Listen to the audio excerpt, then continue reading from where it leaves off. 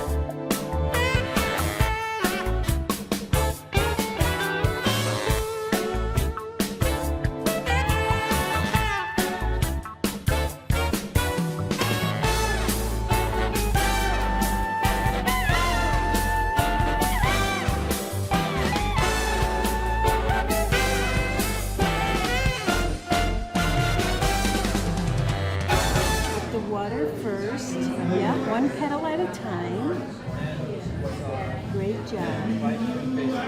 And then pick up some pigment, a color you want to use. Start from the center and just push it up lightly. Oh, too much. Wipe it on your napkin. Okay. There, pick it up. Just let it blend.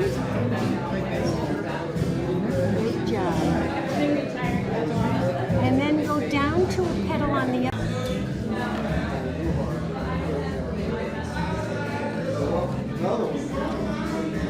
And then you have your color wheel, which your 3 colors, red, yellow, and blue, make all those colors. So just by applying them, very easy. That's what you get out of it.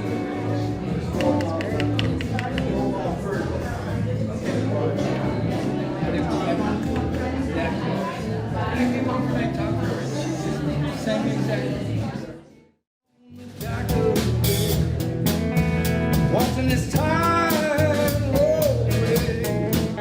Yeah, I'm just sitting on the dock of the bay, wasting time.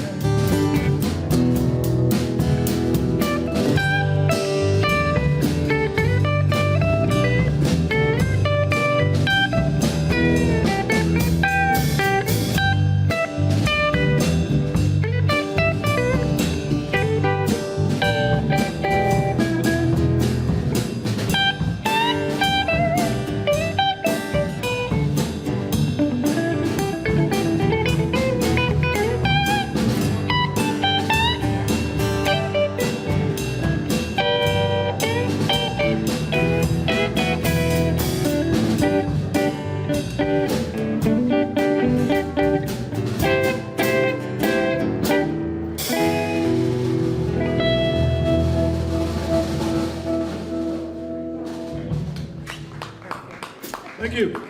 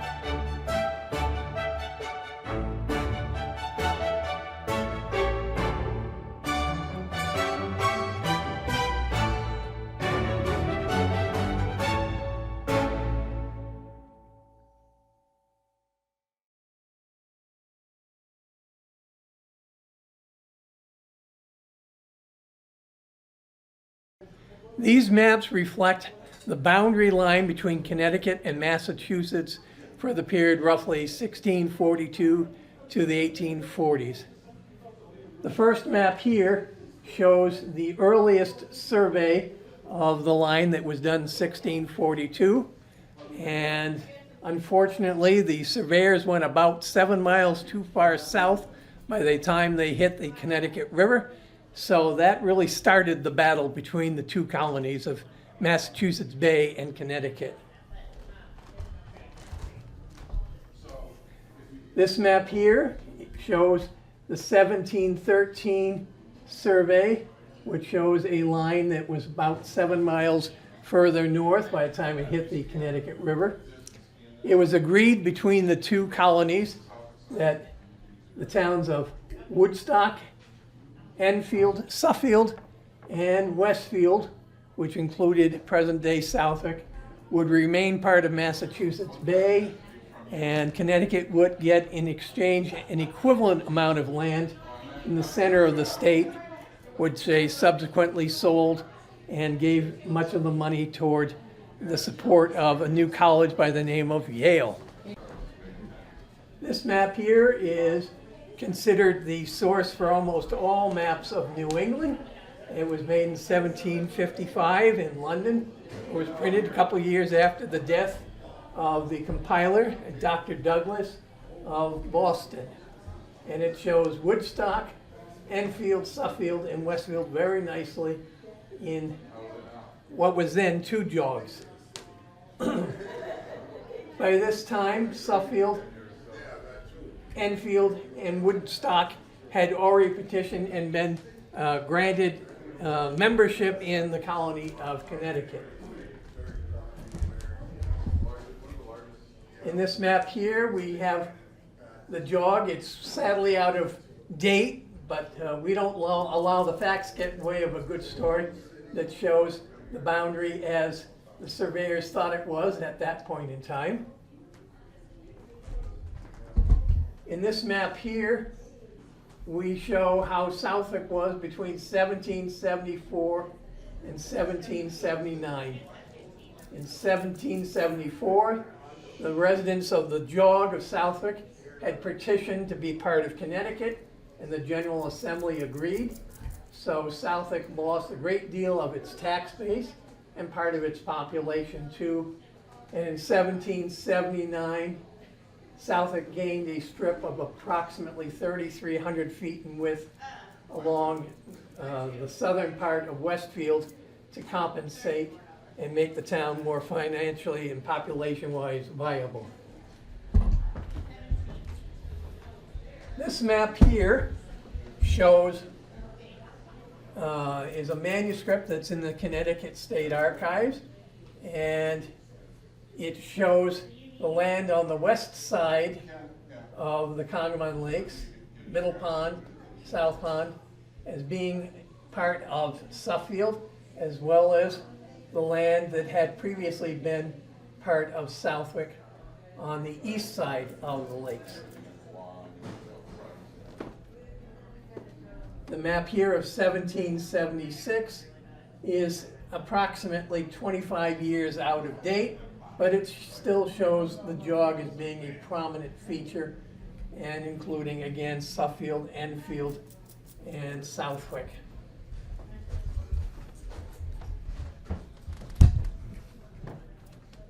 This here is the earliest printed available map of Connecticut, actually published in 1758, and the only earlier map that was published of the state is simply not available. No one knows whether there's any examples that even survive.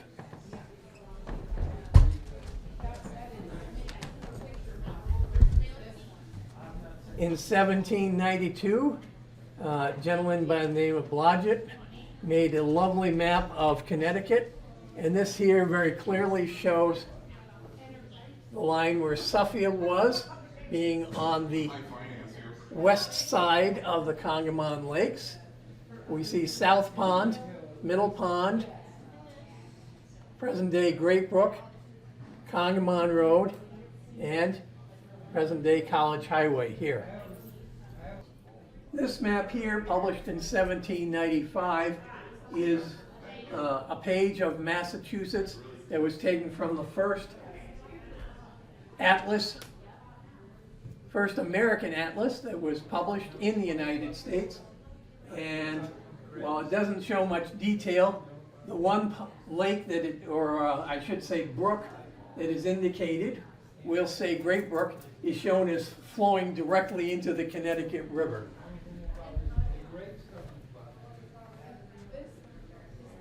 This map here, which was done in 1794-95, shows Southwick as just a rectangular east-west oriented town. We have Feeding Hills Road, College Highway, and this is the road to Granville, which basically followed present-day Claus Anderson Road, Curtis Road, back on the Claus Anderson, and then Sawder Mountain Road. Here's Loomis Street, Munbrook, and 2 Mile or Great Brook here. There are 2 mills indicated there, but they're not identified as to what they were used for. Probably the most decorative map of the 18th century is this German published map, and we have Southwick right here. No jog at this point, and we see Middle and South Pond here. This map here is the sister to the other one, also published in Germany, and this clearly shows Southwick is with just a straight line across, just as it had been.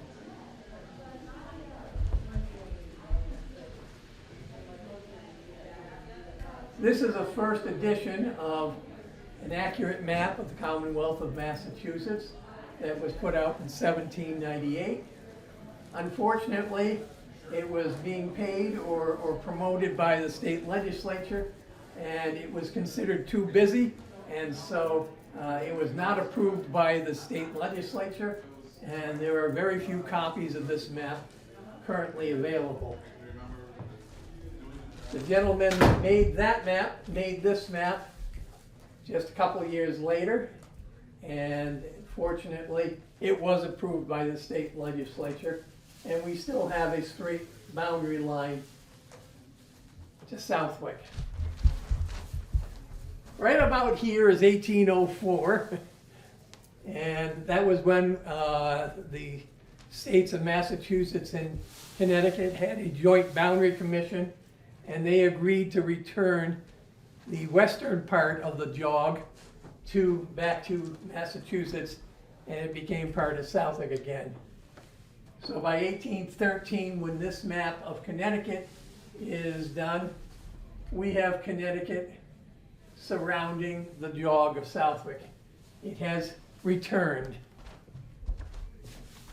This map of 1844 is probably the most detailed map of Massachusetts up to that point, and it shows the jog, and in that jog is also one name, A. Holcomb, for Amasa Holcomb, and he is the only individual identified in the entire state of Massachusetts, and in all likelihood it was a tip of the hat to him for being helping out with a survey of the state, as well as the first manufacturer of telescopes in the United States.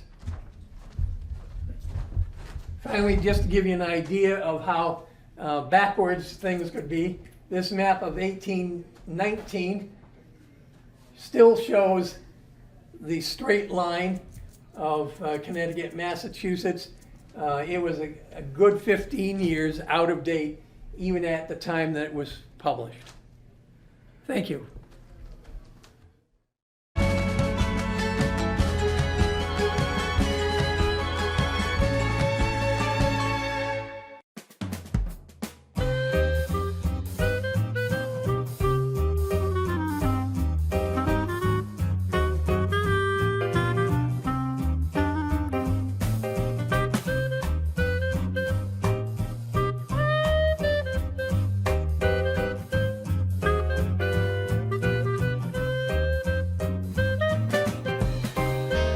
The Lions Club antique appraisals were a big hit.